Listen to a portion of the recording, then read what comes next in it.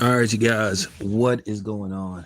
So the Pacers just keep surprising people. Um, they not surprising me because I said earlier when they basically announced who was going to play in the finals, I said that the Pacers could win this series, and the Pacers are showing everybody they can win this series. You know, when you look at the Pacers, they can just find a way to get it done. And maybe we underestimated them how defensively sound that they are. They know how to make plays when it matters.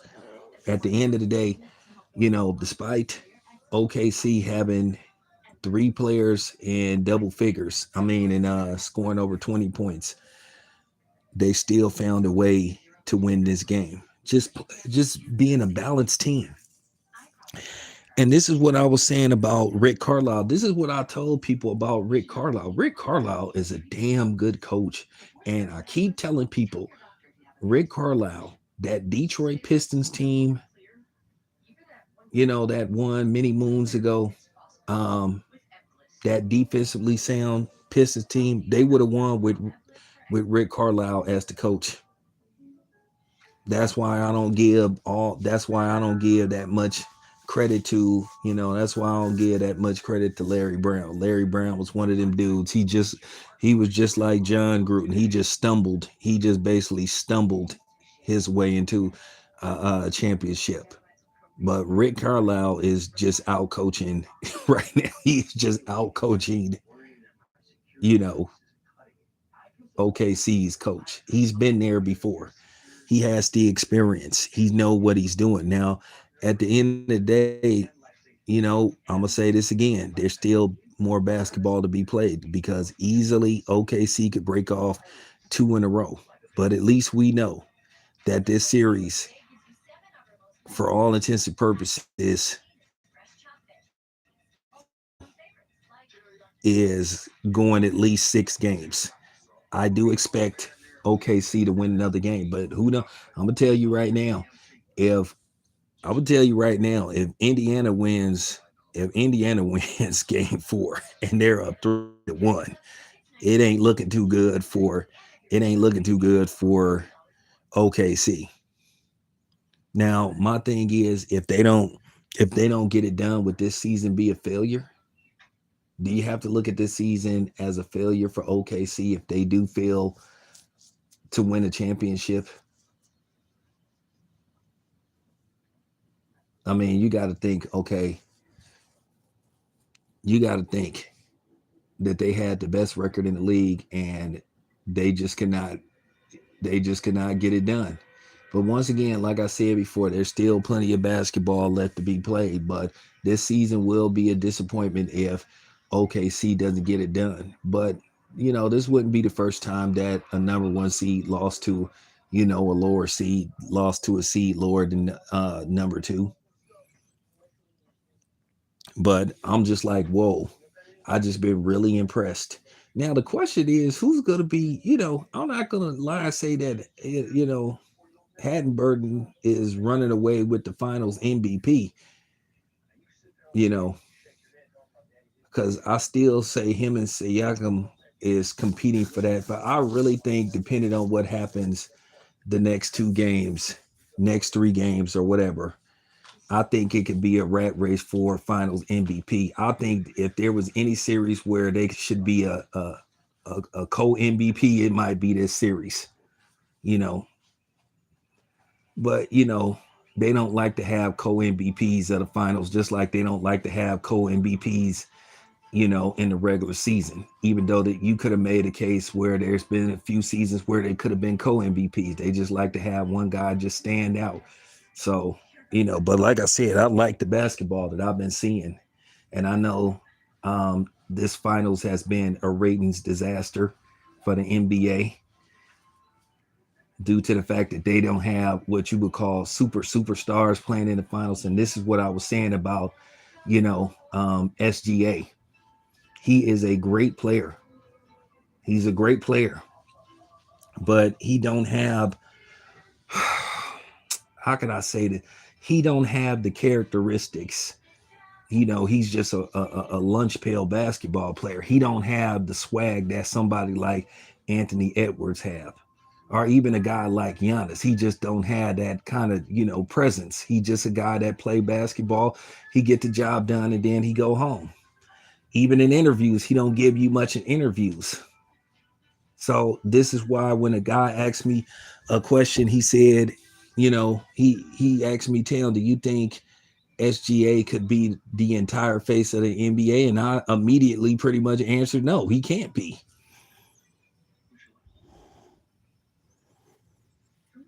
He can't be. I think the next wave, going into the next wave of superstars in the NBA, they don't need one guy to be the face of the league. They need a few guys. But no, SGA, he just can't be the face of the league. And don't come on here saying why, because he's black.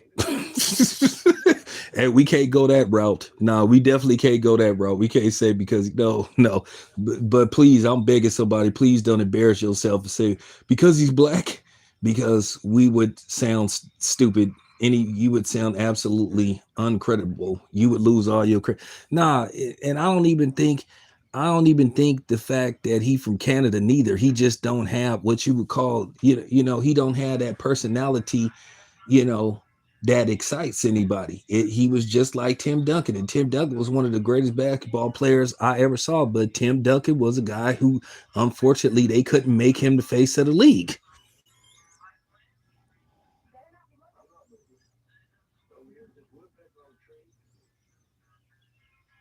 No, I didn't say nothing. Did I talk bad on Halliburton? I didn't say nothing bad. I just said,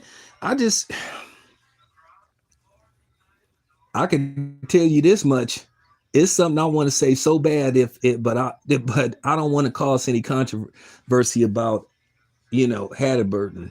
But I don't want to cause any controversy because, this is a delicate subject when you pertain to guys like, Tyrese Halliburton. I don't want to, go that route because I don't want people to get mad or be offended. They might take what I say out of context. I'm joking and being serious at the same time, but I don't want it to get taken out of context.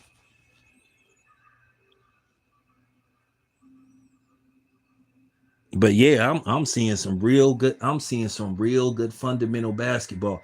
Now y'all was complaining about these 145 to 122 games, so now we getting some. These games are in the they're in the teens. And I think that's what you guys, wouldn't this what you guys were asking for, saying you don't want to see no more of these 135. So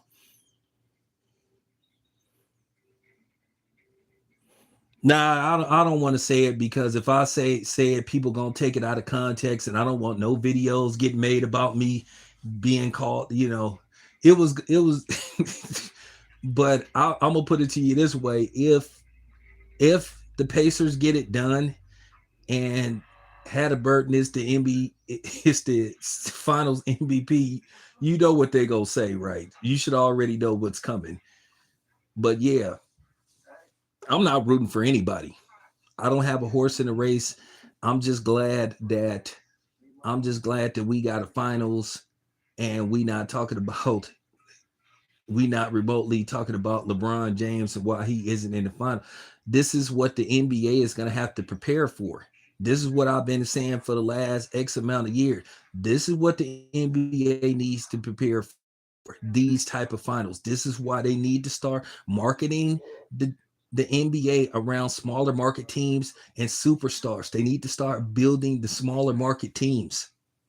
And they need to start advertising more for these guys that's playing in the smaller markets. They need to put some money. They need to put some money in the league, like doing commercials, doing nationwide commercials. They need to advertise more. Even when the NBA, even when the NBA is not in play for that season, they need to start making they need to start making the NBA a year-round product. See, even when the NFL is not, even when the NFL is not having a season, people are still talking about the NFL. And this is what the NBA needs to start doing. They need to start encouraging the players, you know, they need to have more things for the public. They need to have more they need to have more functions where the media can attend. They need to be more open to the fans and to the media. Even in the off season, they need to have, they need to have things where, the players can meet with the media and stuff. And particularly social media. They need to start having functions just for people on social media, just for people like me, YouTubers and stuff.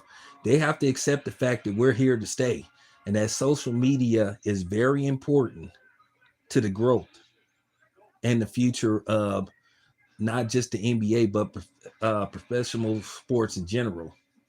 They're not relying on mainstream media anymore. They're looking at us. They're seeing what we have to say.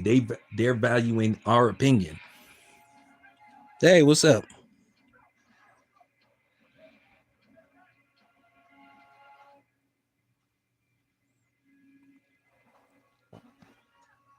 What's up, Jane Doe? What's up?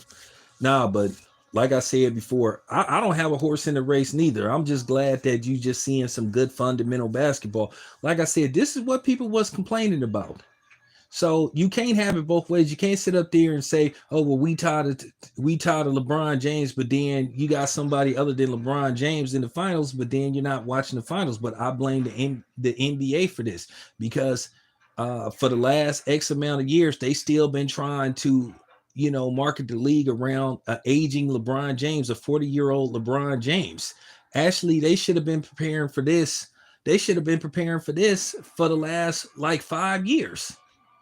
But we still find ourselves somehow talking about LeBron James, and we shouldn't even be talking about LeBron James. This is what the NBA did. They should have been talking more about the Anthony Edwards, the SGAs, the Halliburtons, the Giannis. Giannis is only 30 years old. Some other people, some other up and coming people. This is what they should have been doing years ago. So now this is you know what I'm saying? This is the end product of what happens when you don't have LeBron James deep in the playoffs or playing in the finals. So now you stuck with this, but this is fixable. This is something that the NBA can fix.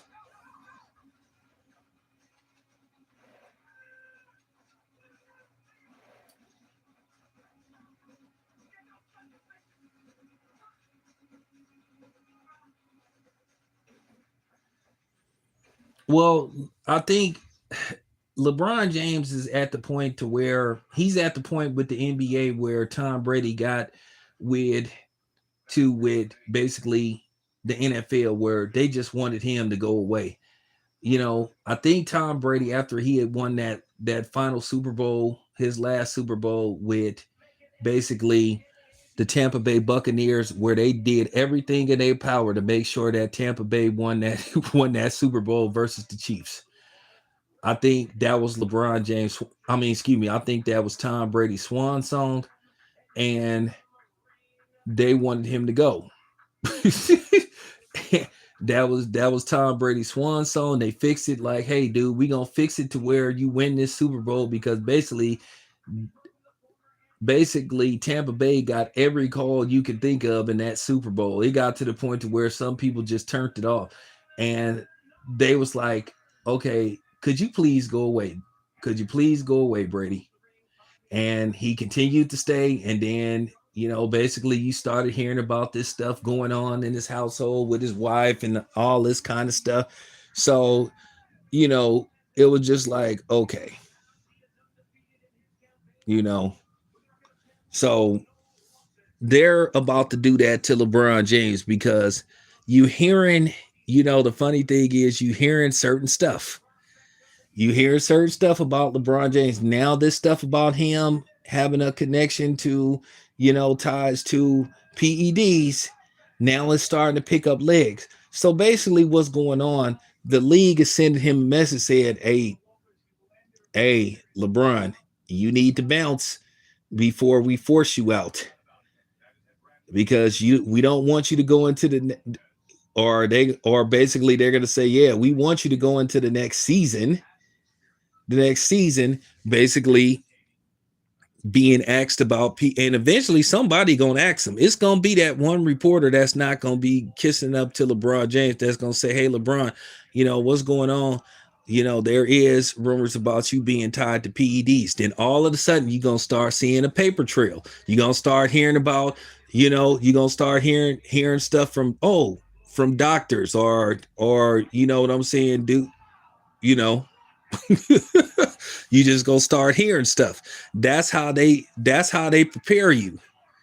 That's how they start, they put stuff together. It's just not gonna come out of nowhere with LeBron. You just gonna start seeing signs. You're gonna start hearing about a unnamed source.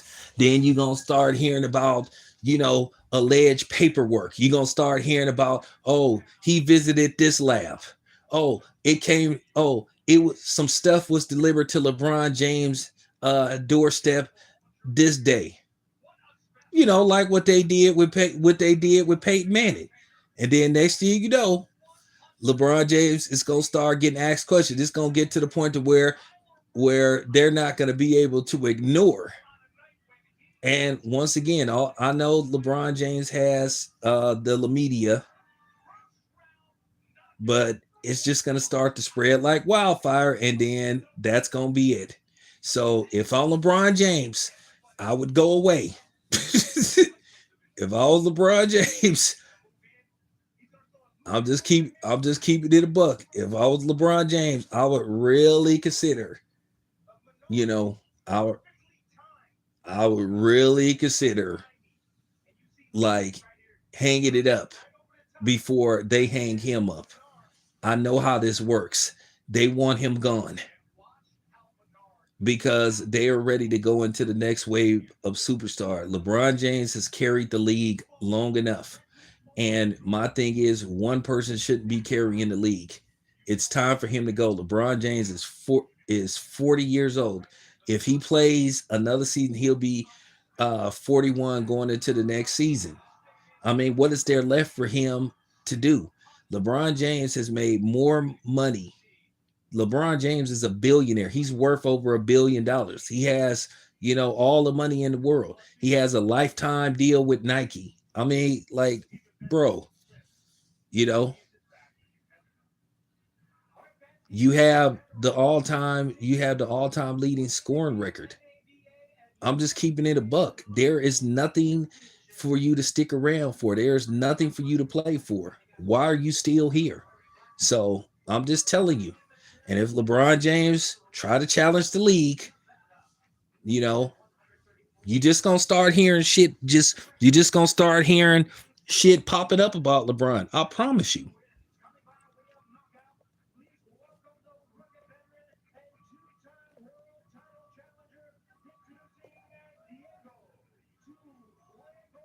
Is Giannis better than LeBron? See, ask me that in oh boy. I mean, as far as like overall skills go, no. I'm not gonna sit up here and make it look like LeBron James. Not gonna make it look like LeBron James is a scrub or something. No, not at the, no. Giannis isn't, But if Giannis wins like 4 more championships, then we could have that conversation. If Giannis wins like 3 more MVPs, then we could have that conversation. But Giannis in his own right, he's an all-time great. He's one of the quickest people to get to 30,000 points. But I wouldn't say that he's better than LeBron James. I'm not going to sit up here and make it look like LeBron James is like, like a scrub or something. His numbers say that he's an all-time great. Now, do I have LeBron James in that top 3 conversation? Top 5? That's debatable. My thing is Kareem Abdul-Jabbar. Kareem Abdul-Jabbar was the all-time scoring leader for almost 40 years. And somehow, someway, you have people that disrespect the legacy of Kareem Abdul-Jabbar, one of the most celebrated high school basketball players, most celebrated collegiate basketball players. This is a man that won like 3 national championships. But somehow, some way, you have a lot of people that disregard this man and disrespects him, just like Shaquille O'Neal. Like Shaquille O'Neal, I respect Shaquille O'Neal to a certain degree, but Shaquille O'Neal just be saying some shit that's just absurd. For him to not have Kareem in his top 10, listen, this is just real talk. If Kareem ate in your top 5 all time best that ever did it, you either don't know shit about basketball or you're a hater. Now, for somebody to say, "Well, I never seen Kareem Abdul-Jabbar play," and most of y'all never saw Michael Jordan play. Most of y'all are going by just what people like me be saying about Michael Jordan. Michael Jordan hasn't played a professional NBA basketball game in 20 years. And I sort of like disregard the Washington Wizard years. I almost want to disregard him, but technically on paper, he on record, he played 2 seasons for the Washington Wizards. But the Michael Jordan we all remember, the Michael Jordan we all know and love, haven't played, the Chicago Bulls, Michael Jordan, yeah, the late 90s. So I'm just saying, most of y'all never saw Michael Jordan play. So I saw Michael Jordan play. I'm talking about I saw the real Michael Jordan play. You know,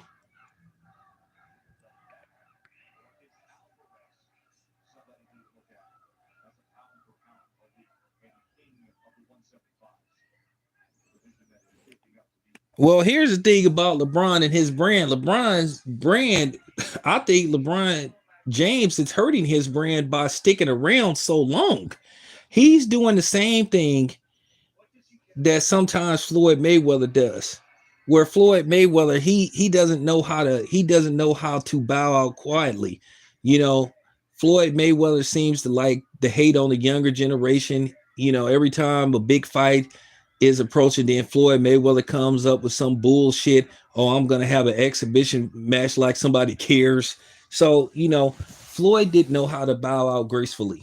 And I think that's what LeBron James needs to do before they make him quit. You know, I'm sorry.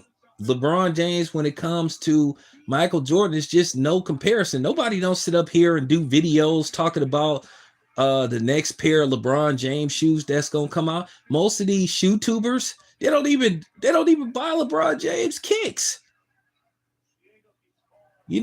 I'm just keeping it 100. You got people doing videos about Anthony Edwards kicks that they do LeBron James. Go look up AE1 videos. You'll see several people doing reviews on AE1s, which, by the way, them some damn good shoes too. I love those Anthony Edwards AE1. Them some damn good shoes. They really, especially the low tops. So that's what I'm saying.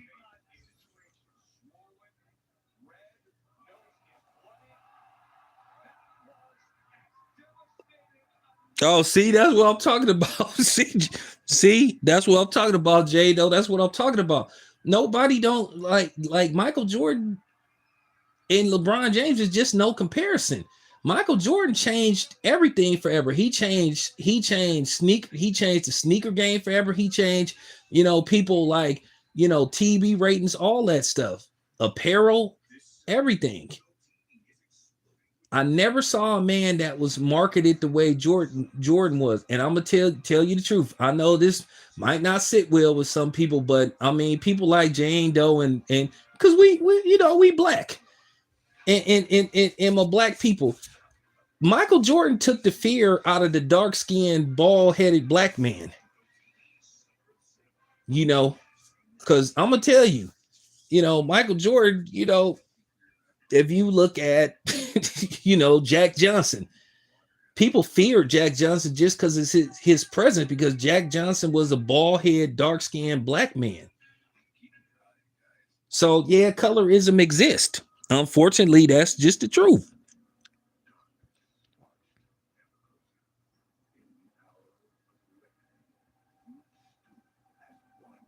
Hey, appreciate you. So like Michael Jordan made an impact in just so many different ways. Like I said, Michael Jordan was a very dark-skinned black man. I seen,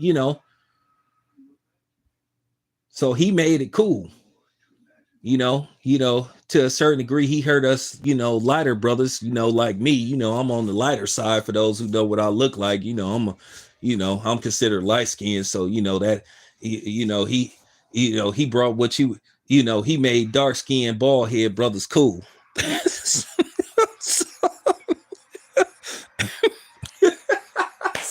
so that's what I'm saying. So that's the impact Michael Jordan like had on professional sports. He made it cool to be a dark skinned bald head brother, because at first, if you seen dudes like Michael Jordan walking around, like 40 years ago, just walking down the street, you probably would run. So that's the impact that Michael Jordan had on sport. If you black, you gonna understand where I'm coming from. Black people understand where I'm coming from. So that was the difference between Michael Jordan and stuff. He made an all-around impact. He made sneakers part of everyday life, to where, people just, randomly wear sneakers. You got billionaires just walking around with Jordan sneakers on. You got Bob Kraft, the owner of the Patriots. He wears Jordans, and he like in his 80s.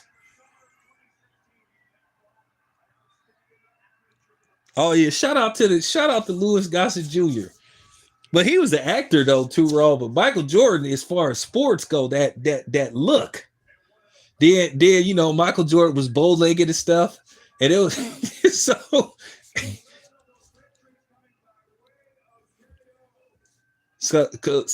as Jordan's popularity peaked, everybody started cutting their hair. But I heard, the funny thing is, Fredro Starr and Sticky Fingers from Onyx said that Michael Jordan kind of like was inspired by them to keep cutting his hair, keep his hair cut bald and stuff. Some of y'all don't know about Onyx though, but yeah.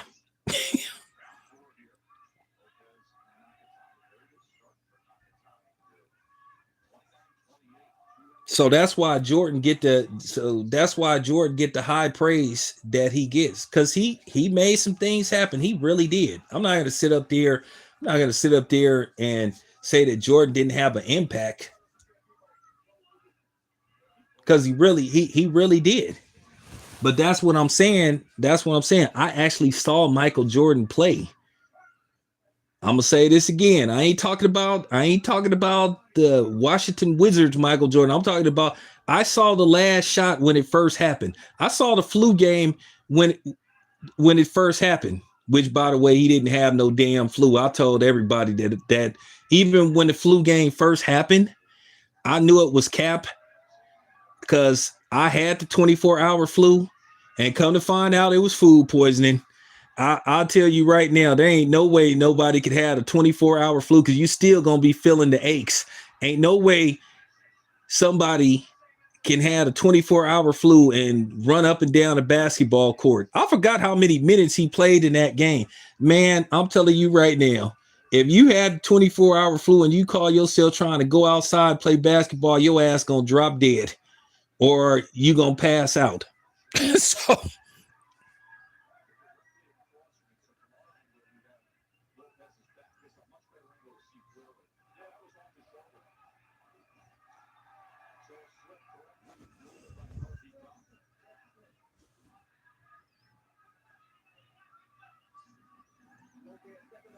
I'm gonna do a video about Kareem, because I was talking to Two Raw, and me and him both think that Shaquille O'Neal is a fucking moron. Like I said, I don't know what it is that Shaquille O'Neal got against Kareem Abdul-Jabbar, but when he didn't have him in his top 10, like I said, when he had Dr. J in there, that told me all I needed to know. Listen, I'm gonna say this about Dr. J, and y'all take notes. I'm gonna say this about Dr. J. Dr. J was a great player, but at the end of the day, he played his best years in the ABA.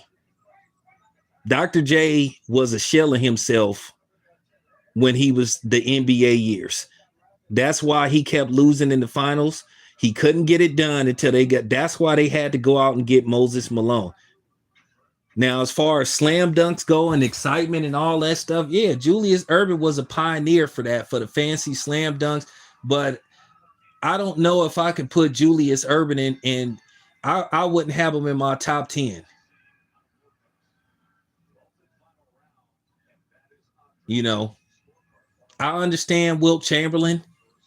I understand guys like Wilt Chamberlain because you know Wilt Chamberlain scored 100 points in the game. And by the way, for the people that's out there saying that they don't believe that Wilt Chamberlain scored 100 points in the game, you're a fucking moron. He scored 100. Oh well, there ain't no video of it. It wasn't no TV because it was at a gym. It was at a basketball gymnasium somewhere in Pennsylvania. He scored 100. I hate when people say that stuff.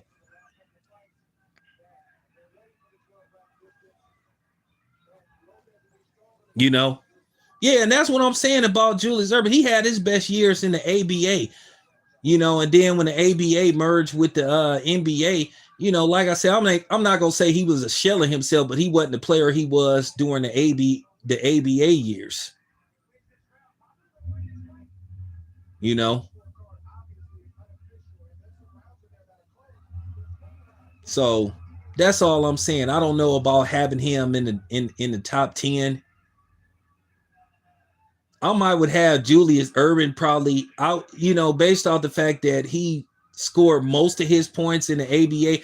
And now, if they had gave Julius Erving his ABA stats combined, then we could have a different conversation.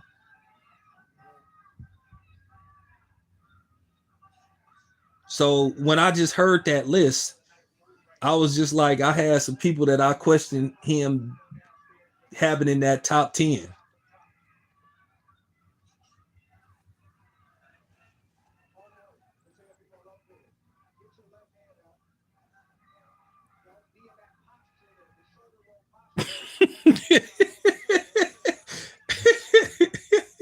Hey, I'm gonna tell you something about the people that think, and this is real talk too.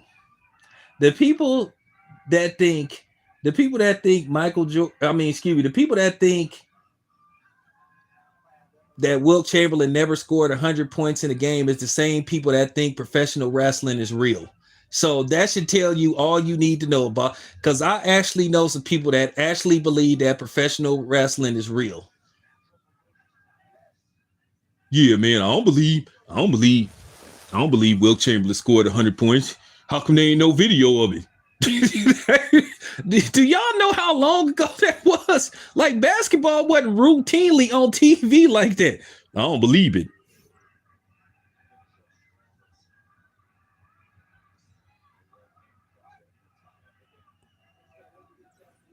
There ain't no footage. Man, you gotta prove to me. Man, you gotta prove to me that Wilt Chamberlain scored 100 points in a game.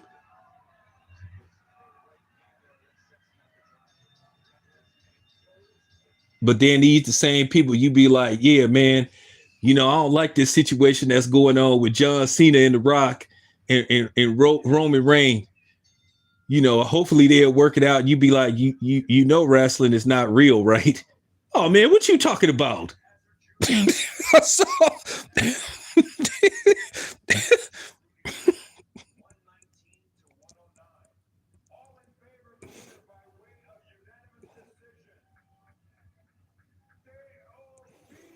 yeah, I know the physicality of wrestling, but I'm talking about them storylines they be having, man. You be like, man, come on, man. That stuff is just like, that stuff is scripted. I mean, all you got to do is watch that documentary, Mr. McMahon.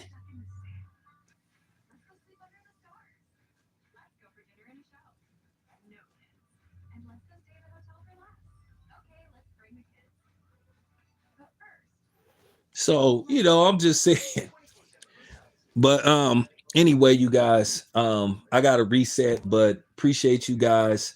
But I just want to tell you I love the basketball that I'm seeing. And yeah, Indiana is making believers out of everybody. It's funny how they just keep forcing OKC to play catch up with them. But I'm gonna tell you, if before I end this stream, if Indiana win, if they win game 4, I'm probably gonna declare this series to be over with. It's just a matter of time. Like I said, it's just very hard to win 3 games straight. You know, at the end of the day, I know that the Cleveland Cavaliers did it against the Golden State Warriors via the help of Adam Silver, when basically LeBron James cried and begged the league to suspend Draymond Green. That's why I don't understand Draymond Green. If I don't even see how he could be friends with LeBron James, when LeBron James literally cried to the NBA and begged them to suspend Draymond Green. So, but anyway, appreciate y'all being here. I'm out.